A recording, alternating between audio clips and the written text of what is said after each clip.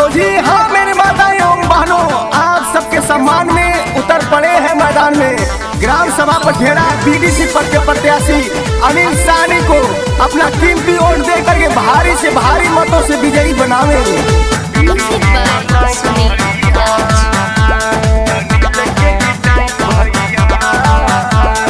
साहनी अनिल साहनी के जिताई की विजयी बनाई भैया, बीडीसी बनाई भैया। साहनी अनिल साहनी के जिताई की विजयी बनाई भैया, बीडीसी बनाई भैया।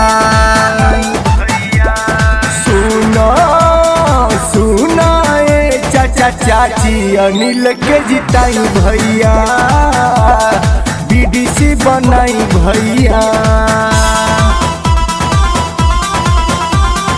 जीवन फिल्म्स रिकॉर्डिंग स्टूडियो निशलोर।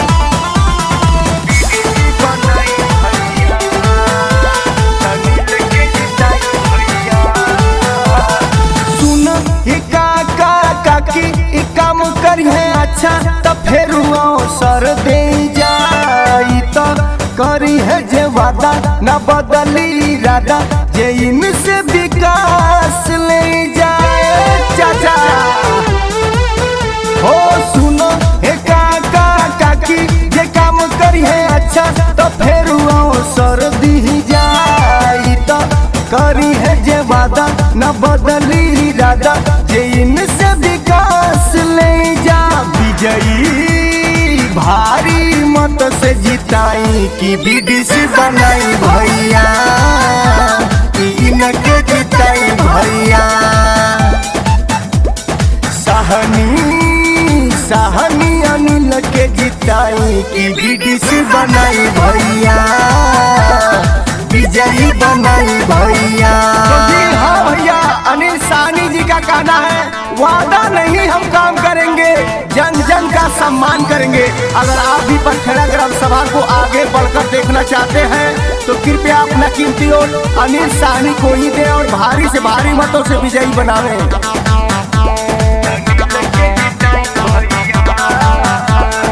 जोली हाथी कहले चरनिया पड़ेले, ई सब से आशीष मांगले भैया।